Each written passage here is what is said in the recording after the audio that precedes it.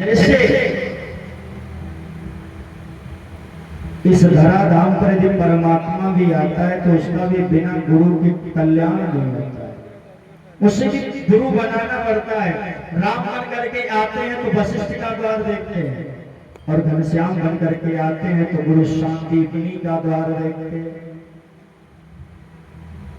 गुरु का जीवन में बड़ा विशेष महत्व है।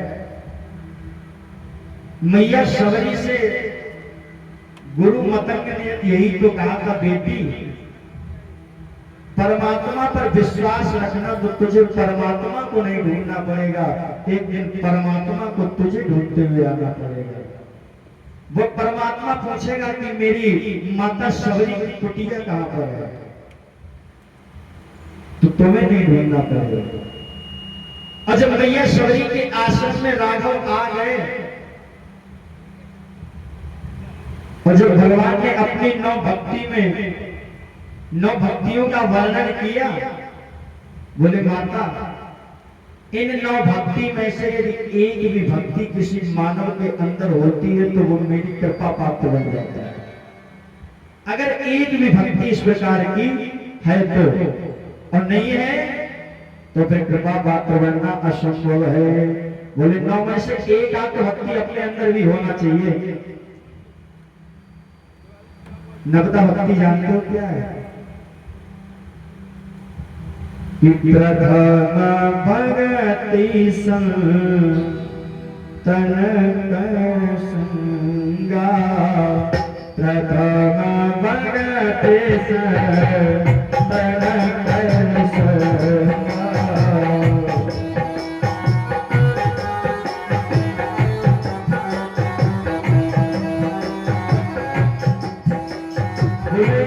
पहली भक्ति है प्रथम भगति संतन कर संगा, प्रथम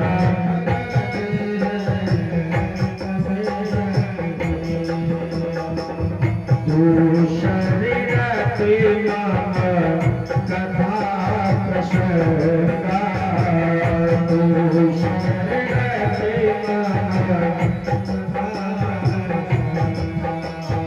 गुरुपद पंकज सेवा ईश्वर भक्ति हमार, भगत मम गुण गण करहि कपट पदिनार, मंत्र जाप प्रणव पंचम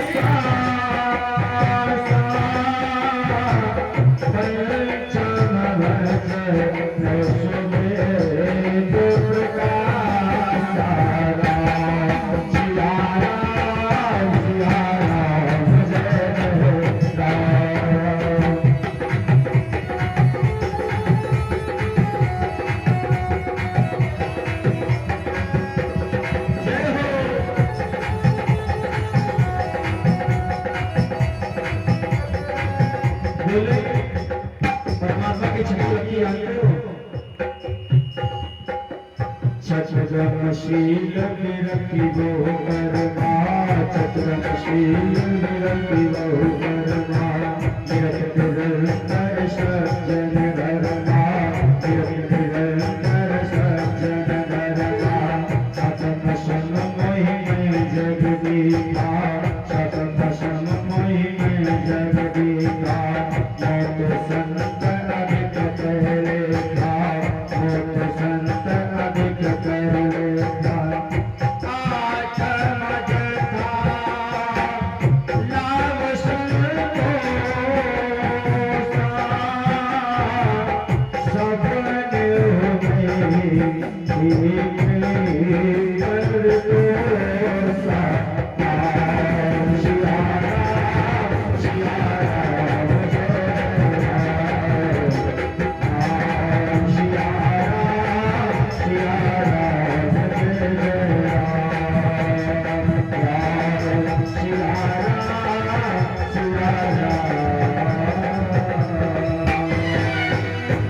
प्रथम भगत संतन कर संगा।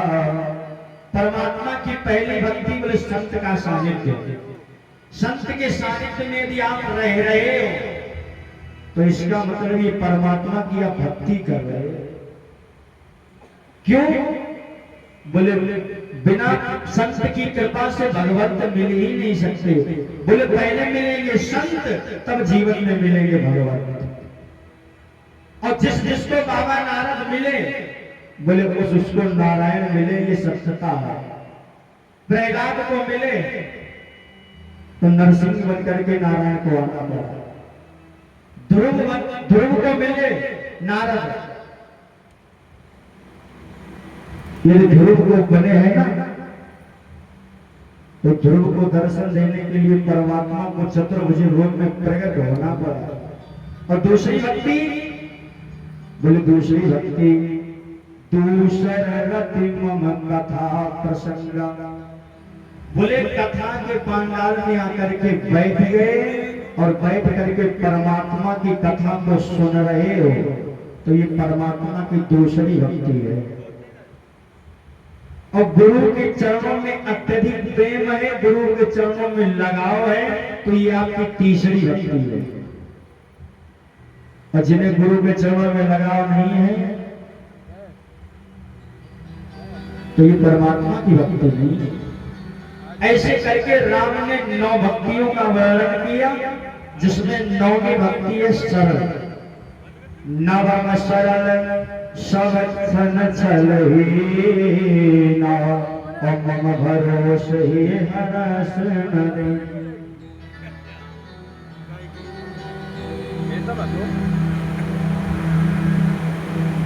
तो बोले कि ये परमात्मा की 9 भक्ति हैं, और इन 9 भक्ति में से यदि एक भी मानव के पास वो होगी, तो परमात्मा का वो कृपा पात्र होगा। तो भगवान सुखदेव कहते राजन परीक्षित, मथुरा की कारागार में अवतरित हुआ परम परमात्मा, और लेकिन मथुरा में समय शुभ नहीं था, तो इसलिए मथुरा को त्याग करके गोकुल में आ गए, और गोकुल में बधाइयां बजी। और विपत्ति ने जब गोकुल में भी आक्रमण कर दिया, तो भगवान ने गोकुल का भी परित्याग करके वृंदावन में वास करने लगे।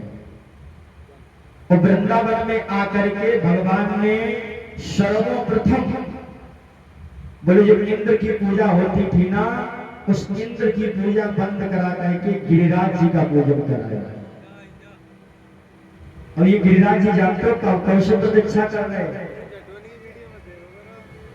बोले राम अवतार में भगवान राघवेंद्र सरकार का अवतार हुआ। राम सेतु बनाने के लिए सारी वानर सेना इधर से पत्थर ला रहे, उधर से ला रहे, हनुमान जी भी लेकर के आ गए। भगवान ने कहा राम सेतु का कार्य जैसे पूर्ण हो जाएगा, बोले वैसे ही आपको संकेत दे दिया जाएगा।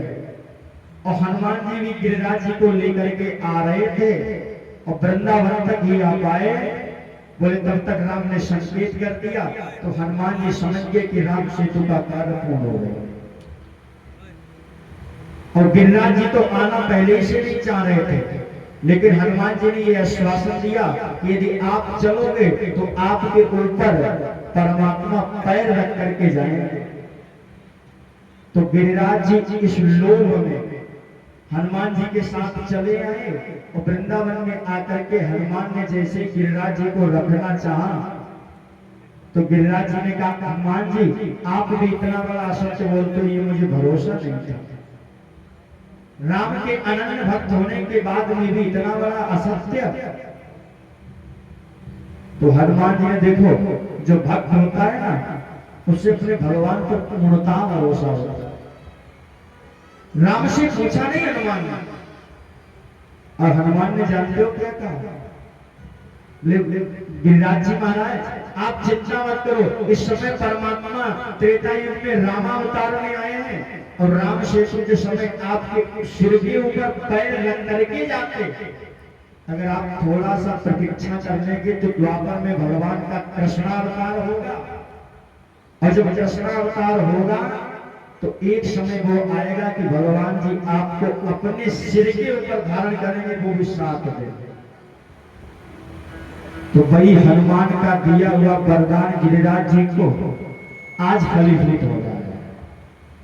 मैंने बोला ना, परमात्मा की यहाँ पर देर है, अंधेर नहीं। अरे जो आपको मिलना है वो मिलेगा। इंद्र की पूजा को बंद करा करके भगवान ने गिरिराज जी का पूजन कराया, और जब गिरिराज जी का पूजन कराया तो सुखदेव कहते राजन परीक्षित, बाबा नारद के कहने पर, क्योंकि इंद्र को तो ये लग रहा था कि पृथ्वी पर मेरे पूजन हो रहा है,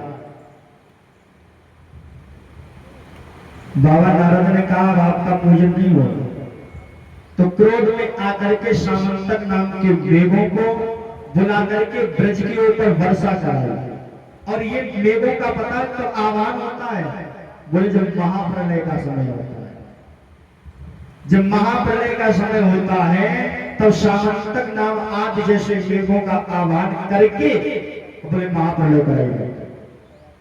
आज इंद्र ने उन्हीं सामंतक नाम के मेघों को भेज करके ब्रज के ऊपर अत्यधिक वर्षा कराई, और जब इंद्र का कोप ब्रजमंडल पर हुआ तो भाग खड़े हुए सभी ग्वाल सारे ब्रजवासी भाग करके बाबा नंद के यहाँ, और बाबा नंद से जाकर के कहा, तो बाबा नंद ने कहा जिसने गिरिराज जी का पूजन कराया वह भी वही बताया। भगवान श्याम सुंदर के पास में पहुंचे तो भगवान ने कहा जिसने पूजन करवाया है और जिसने खाया है वही रक्षा भी करेगा, चलो गिरिराज जी के पास। सारा ब्रह्मंडल गिरिराज जी के पास में आया, और भगवान ने देखते ही देखते गिरिराज जी की कृपा से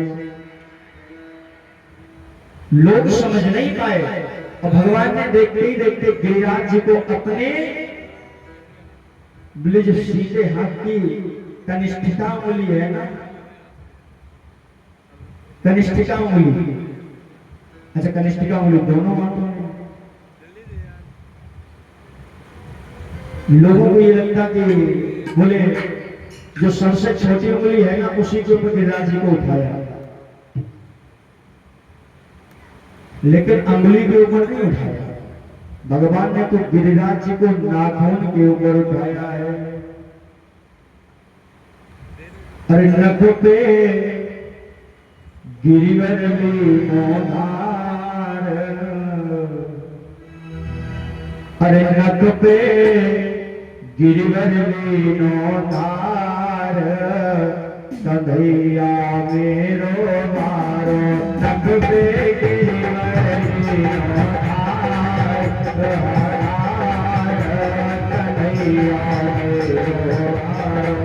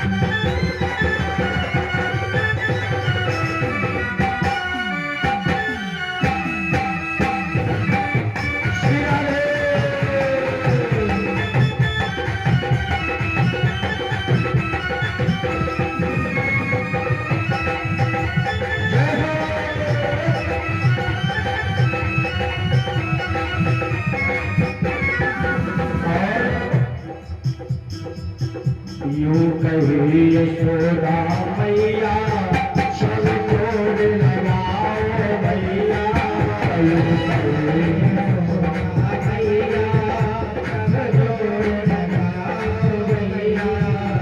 यशोदा मैया सब जोड़ लगाओ भैया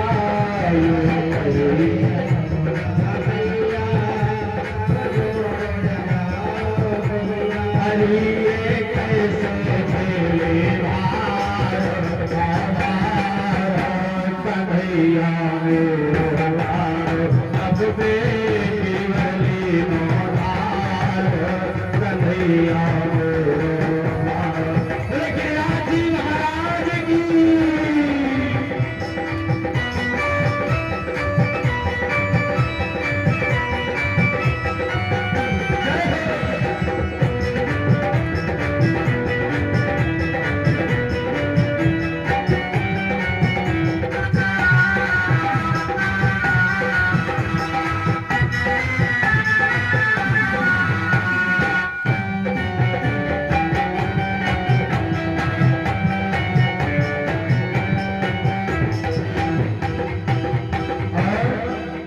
मैया यशोदा ने जब अपने लाला को गिरिराज को धारण किए हुए देखा तो माता होती ब्रजवासियों से कहा तुम्हें लाज नहीं आ रही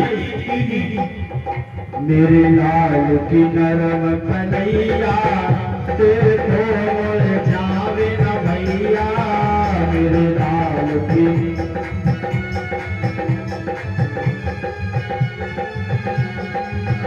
मेरे लाल की नरम कन्हैया देखो मर जावे न भैया मेरे लाल की नरम कन्हैया अरे ये कैसे झेले भार कन्हैया अब तेरी कन्हैया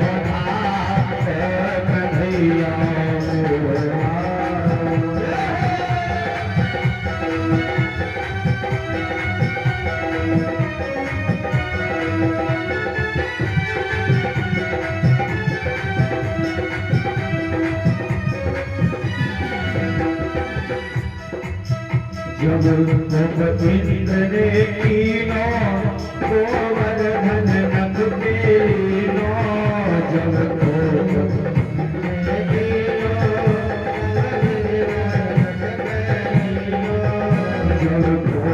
इंद्र ने कीनो गोवर्धन नंद के लीनो जब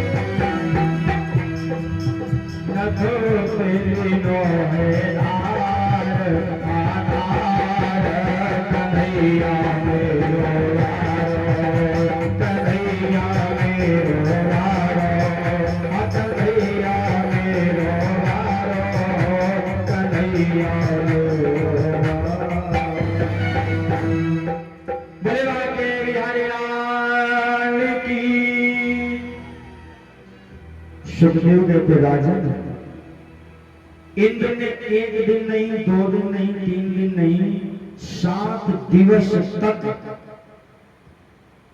बोले सामंतक नाम के मेघों के द्वारा वर्षा कराई। बादल बरस बरस करके हार गए, लेकिन ग्वाल वालों का ब्रजमंडल का कुछ कर नहीं पाया इंद्र। और जब ऐसा हुआ और मैया ने जैसे ही लाला को गिरिराज जी के उठाए हुए देखा तो ग्वाल वालों ने कहा लाला तो चिंता मत कर, मैं लाठी लगाए हूं। और ग्वाल वाले कहने लगे कि मैं लाठी लगाए हूं तो चिंता मत कर, मैं बाहर साथे हूं, अब उंगली हटा ले। भगवान ने कहा भार झेल लोगे। ग्वाल वालों ने कहा तुम्हें क्या लगता तुम अकेले ही उठाए हो? भगवान ने कहा तो फिर मैं उंगली हटा रहा हूं। भगवान का निश्चित होकर के हटाओ, मैंने लाठी लगा कर रखी है। और भगवान ने जैसे उंगली को थोड़ा सा हल्का नीचे किया, गिरिराज जी चमड़ा करके नीचे आने लगे। लाठी जितनी भी थी ना सबको तो भगवान ने पुनः ऊपर किया। द्वार वालों ने कहा अरे हमें तो लगता था कि हम लोग सहयोग किए हुए हैं, लेकिन बिना लाला के तो गिरिराज जी को उठाना ही संभव है। गिरिराज जी को तो लाला उठाए हुए। ब्रजमंडल पर अत्यधिक घनघोर वर्षा होने के बाद में भी जब कुछ इंद्र कर नहीं पाया तो इंद्र भाग खड़ा हुआ, आकर के भगवान के चरणों में लेट गए और भगवान के चरणों में लेट करके क्षमा मांगी।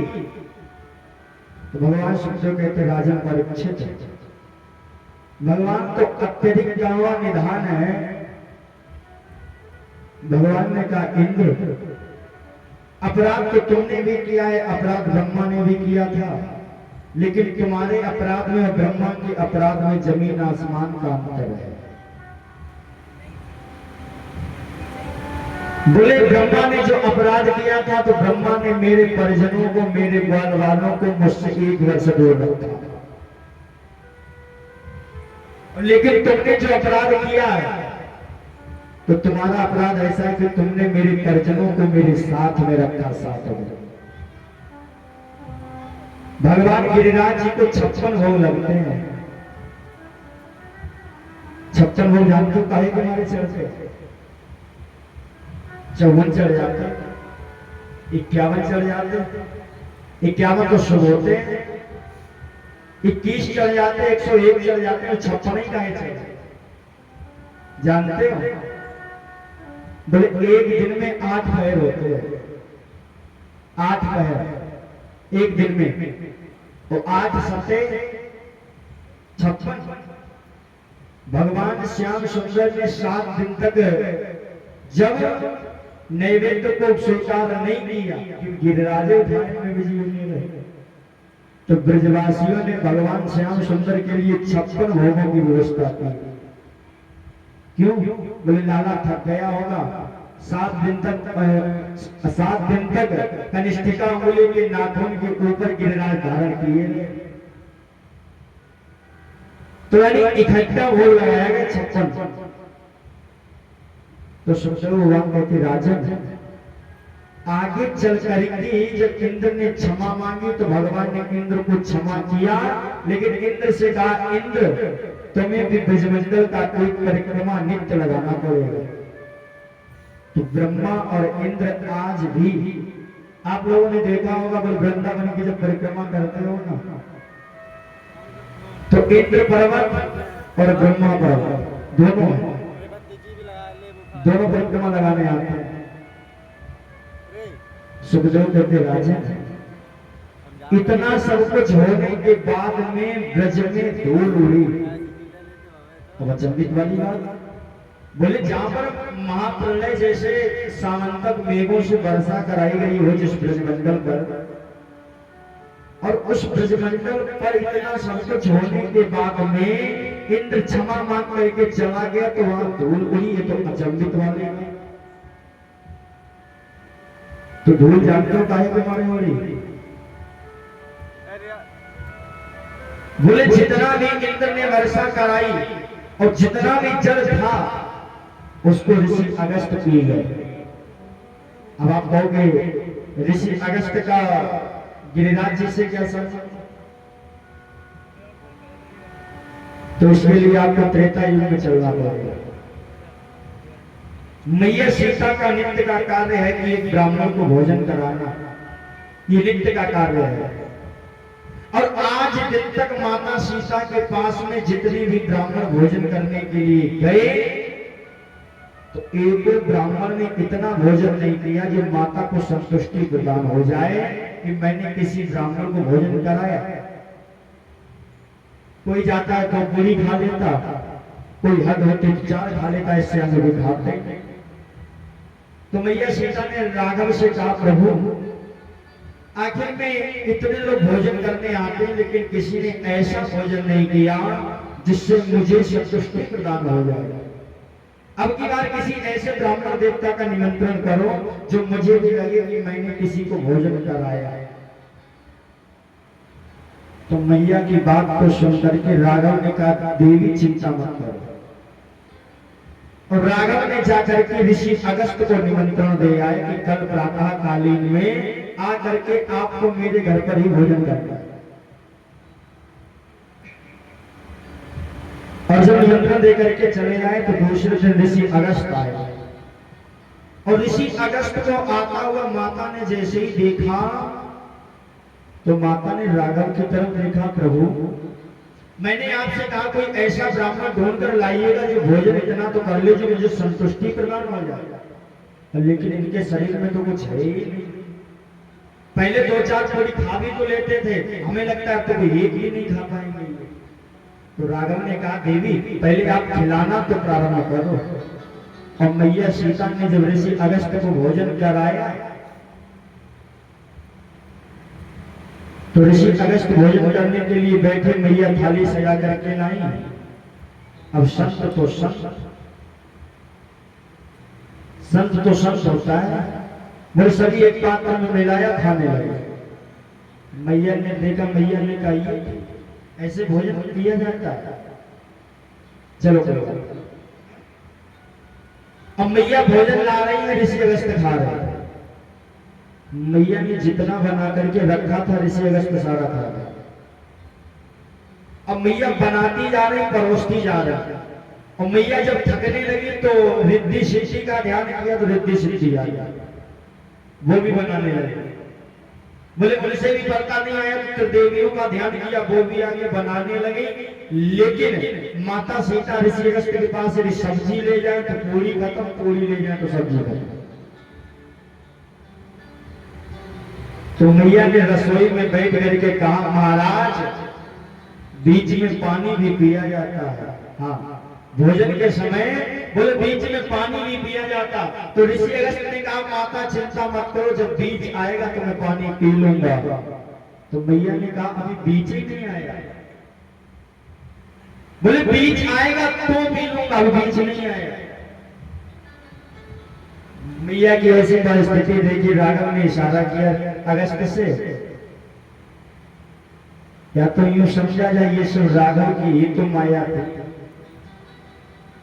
राघव ने कहा, प्रभु चिंता मत करो, त्रेता युग में मैंने आपको भोजन करा दिया, द्वापर में कृष्ण अवतार में आऊंगा तो आपको जल पिला दूंगा। आज वही ब्रजमंडल में जितना भी जल था ऋषि अगस्त का ध्यान किया, ऋषि अगस्त आकर के पी के चले गए। तो इसीलिए ब्रजमंडल में 8वें दिन धूल हुई। सुखदेव कहते, राजन परीक्षित भगवान ने गोवर्धन लीला के माध्यम से इंद्र के मान का मर्दन किया और भगवान अग्रिम लीलाओं को करने लगे। भगवान अनेक अद्भुत अग्रिम लीलाएं कर रहे हैं। इस प्रकार से भगवान लीलाएं करते हैं, आइए श्रवण करते हैं।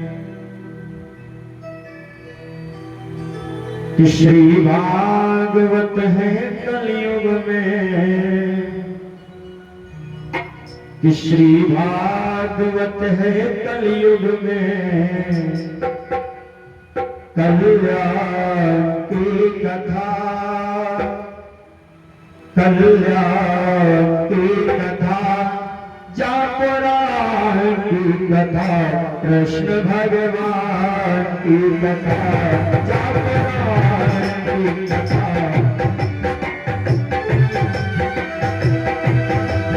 श्री भागवत है कलयुग में, कल्याण की कथा, कल्याण की कथा, जापरान की कथा, कृष्ण भगवान की कथा, कृष्ण भगवान की कथा।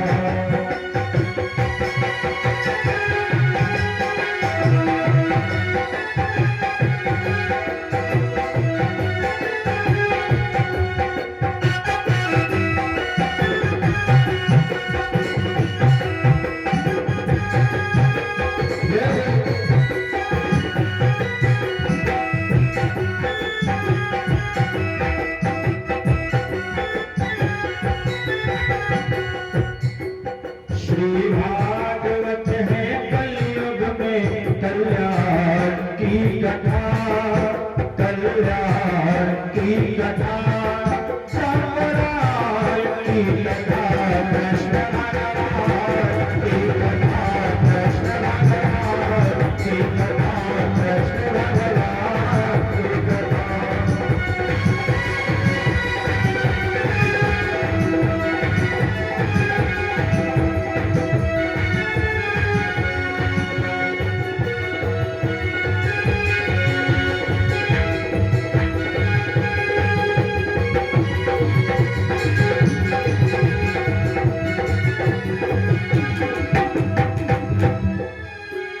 भक्ति भाव से श्रवण करो जाज्ञान की कथा, जाज्ञान की कथा, कृष्ण भगवान की कथा, कृष्ण भगवान की कथा, कृष्ण भगवान।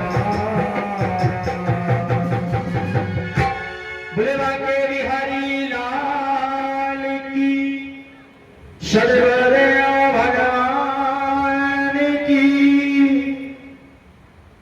भगवान सुखदेव कहते राजन, समय आने पर प्रभु ने महाराज किया और महाराज में ये जानते हो गाय के मारे की, बोले जब भगवान रामावतार में थे और रामावतार में जब जनकपुरी में मैया सीता का आगमन हुआ और मैया सीता का जब आगमन जनकपुरी में पुष्प वाटिका में, तो मैया के पैजनी में पायले होते हैं ना, पायलों के घुंघरू में बोले जैसे काम मानव मदन दुंदुली कीना, यानी कि मानो अपनी तरफ बुला रहा है। तो भगवान ने कहा काम तुम चिंता मत करो, आगे चल करके जब मैं कृष्णावतार में आऊंगा तब देखता हूं तुम्हें। तो भगवान ने समय आने पर शरद पूर्णों की रात्रि में, कुंवार की जो पूर्णिमा होती है ना उसको शरद पूर्णों कहते हैं, और शरद पूर्णों में जितना प्रकाश होता है उतना किसी पूर्णों में नहीं होता। एक दिन भगवान चारपाई से उठ करके वृंदावन के यमुना किनारे आए और आकर के योग माया का ध्यान किया और बोले श्री राधा रानी प्रकट हो गए। श्री राधा रानी के साथ में भगवान ने विचार किया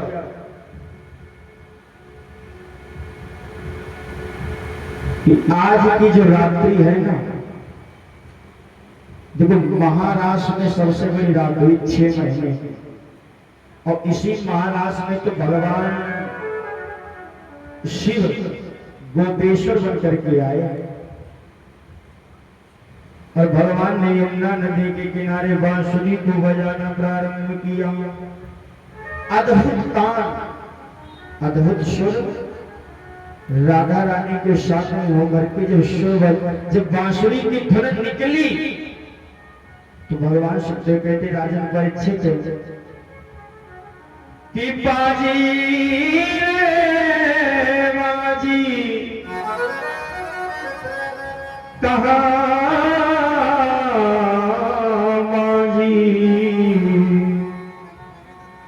बाजी रे मुरली कहा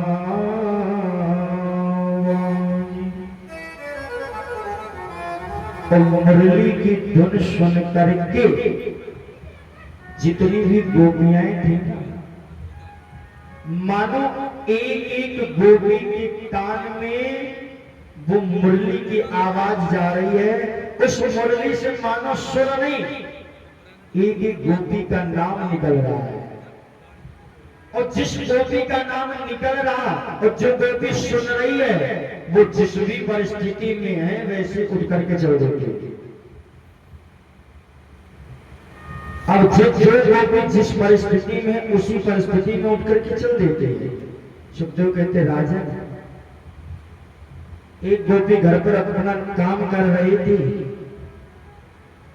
मानो भोजन की तैयारी में लगी पड़ी, और लेकिन उसके कानों में जब आवाज मुरली की पड़ी और मुरली के धुन में अपने नाम को सुना तो सारा काम भूल करके उसे मुरली की धुन पर चल रही।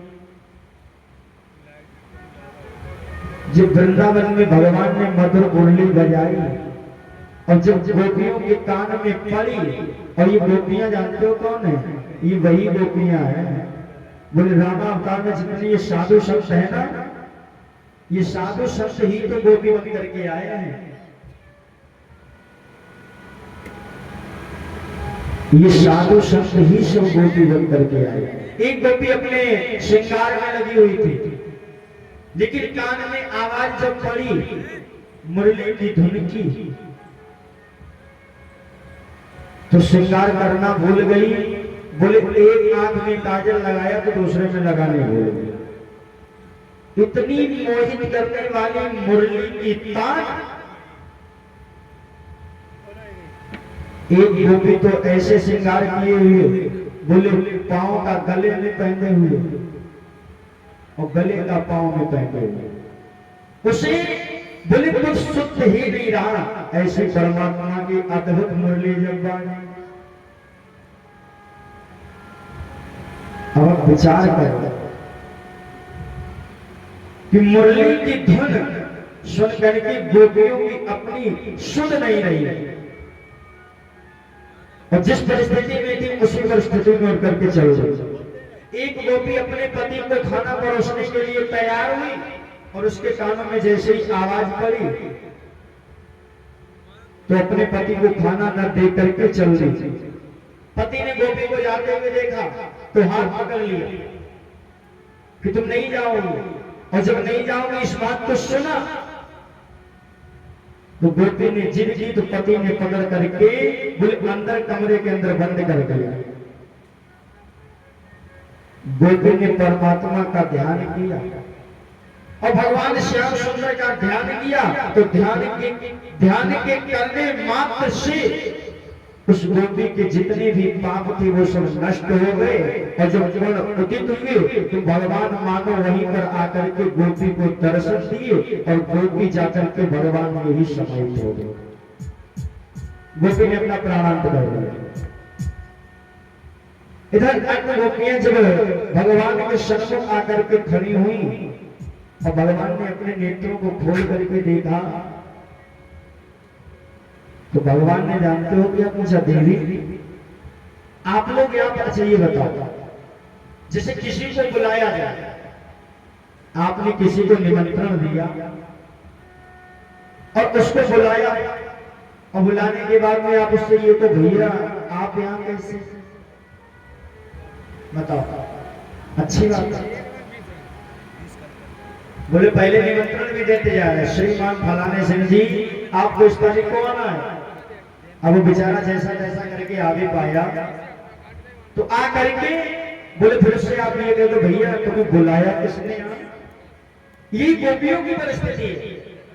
भगवान की मुरली की तान से गोपियों के नाम निकल रहे हैं और गोपियां वहां पर पहुंची। भगवान ने पूछा, अरे गोपियों इतनी रात्रि काल में इस जंगल में क्या कर रही है?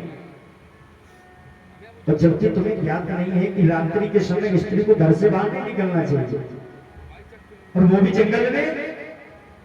गोपियों ने एक दूसरे की तरफ देख करके कालों पूछा।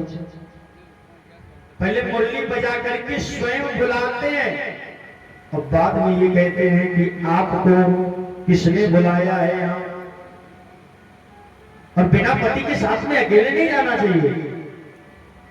गोपियों ने विचार किया कि जिसने बुलाया वो भी ऐसी बात कर रहा है, तो गोपियों का चेहरा उतर गया।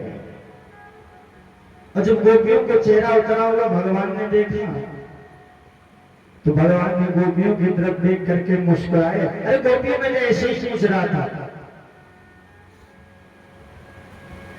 और इस बात को जैसे सुना तो गोपियों ने कहा, प्रभु आपने ऐसी बात कर दी कि अपने पति को छोड़ करके यहाँ पर आई हो, अच्छा प्रभु एक बात बताओ आप, गोपियों ने प्रश्न किया भगवान से, और गोपी साधारण तो है नहीं, साधक साध्य है।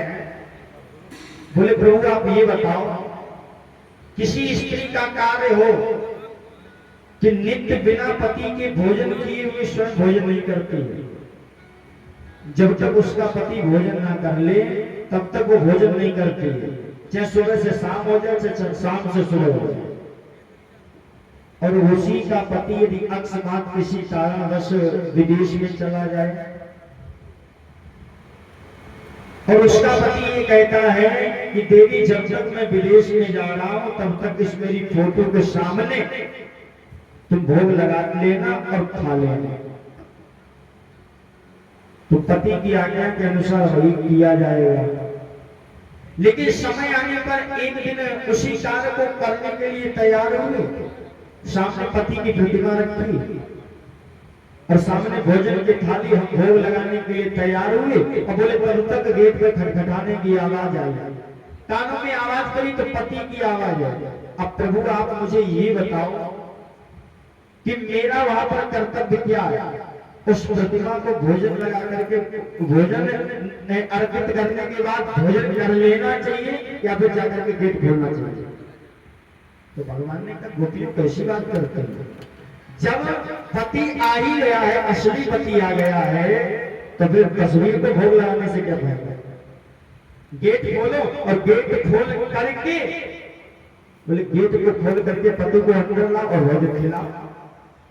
तो गोपियों ने कहा प्रभु मैंने भी तो वही किया, ये जितने भी पति है ना ये सब लौकिक पति हैं, इन्हें एक ना एक दिन यहाँ से जाना पड़ेगा, लेकिन आप तो जगत पति हो, असली तो पति आप ही हो।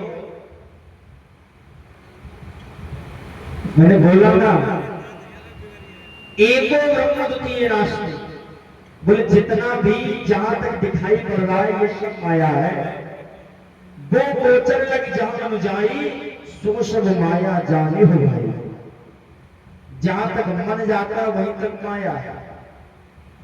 सुखदेव कहते राजन परीक्षित है, गोपियों ने इस प्रकार से कहा भगवान के पास में कोई उत्तर ना रहा, और जब कोई उत्तर ना रहा तो भगवान ने कहा चिंता मत करो, और गोपियों को सांत्वना दे करके भगवान अंतर ध्यान हुए, और जब अंतर ध्यान हो गए तो गोपियों की दशा अदर हो गई। गोपियों ने विचार किया जो अभी हमारे श्याम सुंदर थे अब तो हमारे बीच में है ही नहीं। पहले हर गोपी को ये लगता था कि प्रभु मेरे साथ है, प्रभु मेरे साथ है, किसी को ये नहीं लगा कि भगवान मेरे साथ नहीं है। जिस भी गोपी का भाव है उस गोपी को यही लग रहा है कि प्रभु मेरे ही साथ में है। और जब गोपियों को ये अभिमान आया कि प्रभु मेरे साथ है, प्रभु मेरे साथ महाराज कर रहे हैं, और भगवान का अहंकार ही तो भोजन है, भगवान को अधिक सा समय नहीं लगा और तत्क्षण जाकर के अंतर ध्यान हो गए। और जब अंतर ध्यान हो गए तो भगवान को जब नहीं पाया तो गोपियों की दशा इतनी बिगड़ गई। तो सुखदेव कहते राजन गोपियां बैठ करके रोने लगी, तो श्री राधा रानी जी के साथ में आकर के यमुना जी के किनारे पर बैठ करके गोपियों ने गीत गाया है। देखो जिस किसी को भी भगवान को प्राप्त करने की इच्छा है, अगर उसे ये लगता है कि भगवान मुझे दर्शन दें, तो गोपी गीत का पाठ प्रारंभ कर दो। और गोपी गीत का पाठ जब आप नित्य करने लगोगे तो एक दिन भगवान आकर के आपको दर्शन अवश्य देंगे। तो गोपियों ने पाठ किया और पाठ करने लगी तो भगवान श्याम सुंदर प्रकट हो गए। और जब प्रकट हुए और गोपियों ने जैसे ही देखा तो जाकर के कोई कुछ करने लगा, कोई कुछ करने लगा, कोई पीताम्बरी में चिपक गया, कोई गले से लग गया, कोई कछू करने लगा। भगवान कहते अद्भुत दशा। प्रेम 3 प्रकार से होता है। बोले कैसे? बोले एक प्रेम ऐसा होता है कि यदि आप किसी से प्रेम कर रहे हो तो वो भी व्यक्ति उतना ही आपसे प्रेम करता है जितना आप उससे करते हो। और दूसरे प्रेम की भाषा, बोले आप जिस व्यक्ति को प्रेम करते हो सामने वाला चाहे प्रेम करे या ना करे कोई फर्क नहीं पड़ता। और तीसरा, बोले तीसरा किसी से कोई मतलब ही नहीं, किसी से कोई मतलब नहीं। भगवान ने कहा गोपियों वो प्रेम प्रेम नहीं हुआ करता है, बोले जितनी समानता होती है।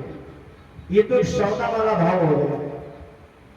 जैसे किसी के यहां पर जाकर के हमने कोई निमंत्रण लिखाया, तो हमें ये पता है कि हमने फलाने सिंह के घर पे जाकर के 500 रुपए लिखाए, तो ये व्यवहार वाली बात हो गई। बोले जितना आपने किया उतना ही आपको करना, उससे कम नहीं करना, उससे ज्यादा करना। तो अगर आपने उससे कम कर दिया तो फिर आप कहने के अधिकारी हो जाओ। आप तो ये कह दोगे भैया आपने कम क्यों किया। भगवान ने समझाया और भगवान ने वृंदावन में महाराज की, भगवान सुखदेव बेटे राजन परीक्षित, इसी महाराज में भगवान शिव का भी आगमन हुआ। और भगवान शिव ऐसे नहीं आए। भगवान शिव ने देखा कि पार्वती नित्य कैलाश से सायंकाल होता है तो माता यहां से चली जाती है, तो एक दिन भगवान ने रोक लिया, पार्वती ठहरो, मैं तुम्हें देख रहा हूं नित्य शाम सायंकालीन होती बेला और यहां से चली जाती हूं, आज मुझे सत्य बताओ कहां जाती हूं। भगवान ने रोक लिया तो मैया ने सारा वृतांत बताया। तो भगवान ने कहा मैं भी चलूंगा। तो माता पार्वती ने कहा प्रभु वहां पर पुरुषों का जाना वर्जित है, आप नहीं जा सकते वहां। भगवान ने कहा ऐसा किया क्या है, आखिर में ऐसी कौन सी महाराज वो श्याम सुंदर कर रहे हैं कि जिसमें पुरुषों का जाना वर्जित है, मैं तो जाऊं। और भगवान जब नहीं माने, देखो भागवत महापुराण में ये केवल प्रदर्शन किया गया कि भगवान आकर के गोपेश्वर, भगवान आए और भगवान श्याम के द्वारा गोपेश्वर नाम पड़ा। वृतांत नहीं बताया, थोड़े से। एक दिन बोले भंडारी, एक दिन बोले भंडारी, वन गे नर से नारे वृंदावन आ गए, वृंदावन आ गए।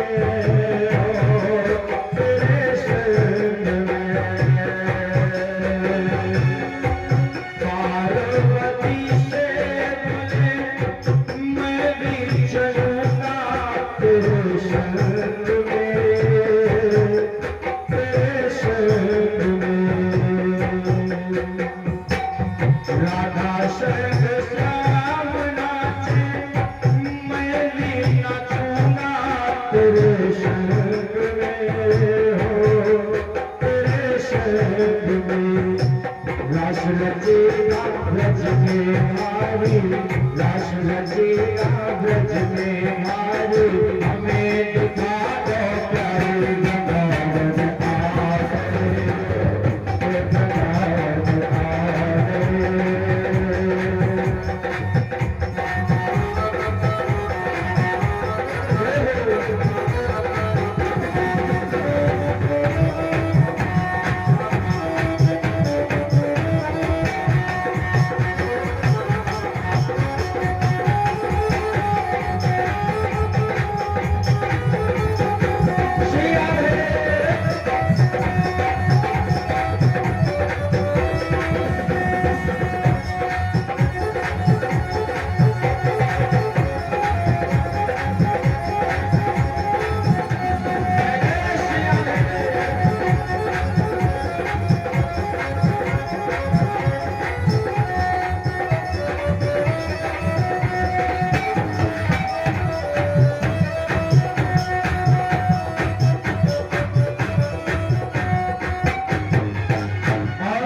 मैया कह रहे हैं प्रभु, ओ मेरे भोले स्वामी कैसे ले जाऊं मैं तो संग में, कहाँ संग में। ओ मेरे भोले स्वामी कैसे ले जाऊं अपने संग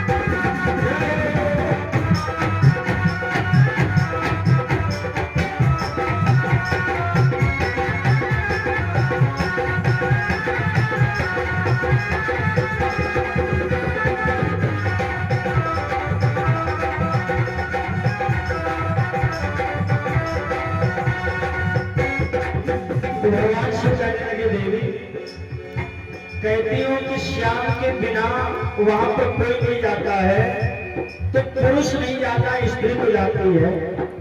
तो ऐसा करो, मुझे सजा दो, मुझे स्त्री बना दो।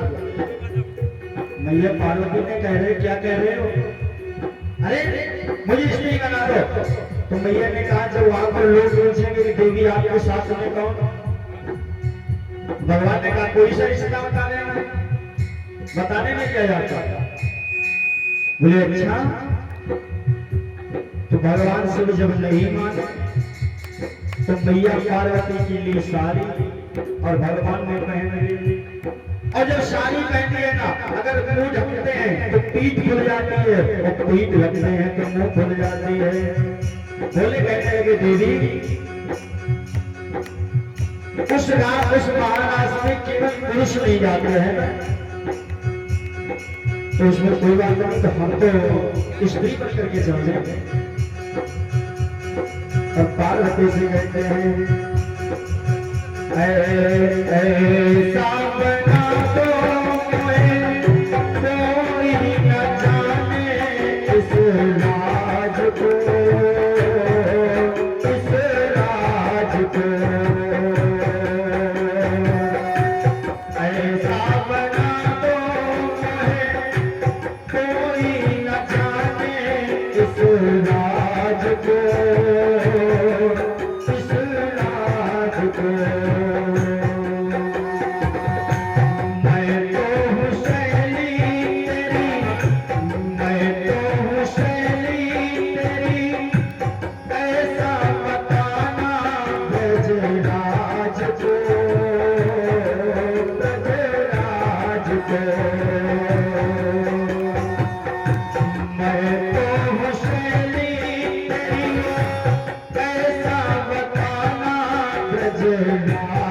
को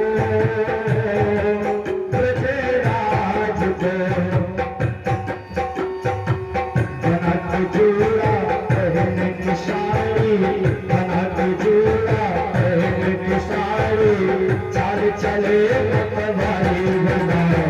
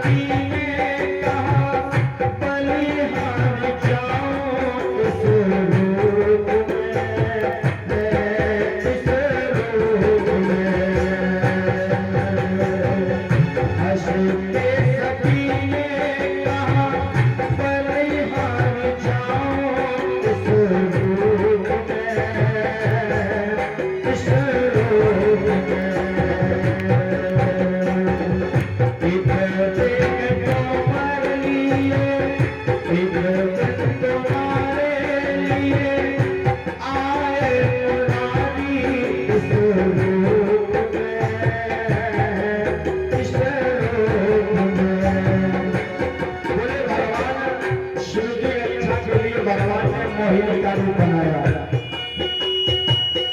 मोहिनी का रूप बनाया किसके लिए? मुरारी के लिए। अब मैया ने कहा अब है तुम्हारी बारी, अब है तुम्हारी बारी, इस दिन को भोले भंडारी बन गए घर से नारी, वृंदावन आ गए, वृंदावन आ गए, वृंदावन आ गए, वृंदावन आ गए, वृंदावन आ गए,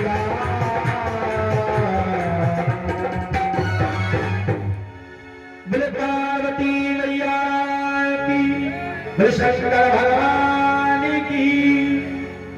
भगवान सब करके राजा परीक्षित इसी महाराष्ट्र में भगवान गोपी का रूप बना करके आए थे, और मैया पार्वती ने जब भगवान के अद्भुत स्वरूप को देखा तो मैया को याद आ गया कि पहले भगवान श्याम सुंदर भी बचाने के लिए आए थे, मोहिनी का रूप बना करके आए।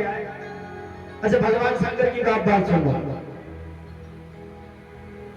बोले ब्रह्मा जी एक दिन बैठे थे, ब्रह्मा जी ने अपना इस्तीफा नामा लिखा और जाकर के श्री हरि नारायण के पास पहुंच गए। बोले आपने मुझे जिस सीट पर बैठाना है मैं उस सीट से इस्तीफा दे रहा हूं। ब्रह्मा जी अपना इस्तीफा लेकर के पहुंच गए। बोले मैं नहीं करूंगा नौकरी, ऐसे नहीं करता। तो भगवान ने पूछा अरे हुआ क्या?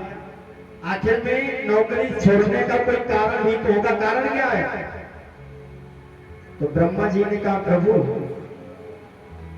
हम जिसका भी जन्म मृत्यु निश्चित करते हैं, हम जिसके भाग में सुख नहीं लिखते हैं, जिसके भाग में दुख नहीं लिखते हैं, बोले उसके भाग में भगवान सुख को ना दे देते हैं। अगर कोई भगवान शंकर की आराधना करता है और उसकी अगर मौत 5वें वर्ष में है तो कहा भगवान उसको अमर कर। बोले हमारा लिखा हुआ तो बिगाड़ देते हैं, मैं ऐसी नौकरी नहीं करता। अच्छा, भगवान शिव तो ऐसे बोले भावी हो बेट सकई त्रिपुरारी। बोले ब्रह्मा का लिखा हुआ भगवान शिव बदल सकते हैं। इसीलिए कहते हैं भावी हो वेद सतैत्र पुरारी। भगवान शंकर के जितना सरल देवता को लगता नहीं, जितने भोले हैं उतने समय आने पर भाले भी है। भगवान जितने सरलता से हैं, बोले जब क्रोध आता है तो उतना ही फिर तीसरा नेत्र खुलता है। तो भस्मासुर ने भगवान की आराधना की, और भस्मासुर ने जब भगवान की आराधना की तो आराधना करके प्रसन्न हो गए भगवान, भगवान प्रकट हुए। तो भस्मासुर से कहा मांगो क्या चाहिए, जो मांगोगे वही मिलेगा, केवल अमरता का वरदान छोड़ करके। तो भस्मासुर ने कहा अमरता का वरदान छोड़ करके कुछ भी। भगवान ने कहा जो मांगोगे। तो भस्मासुर ने कहा आप ऐसा करो, मुझे आप वरदान दे दो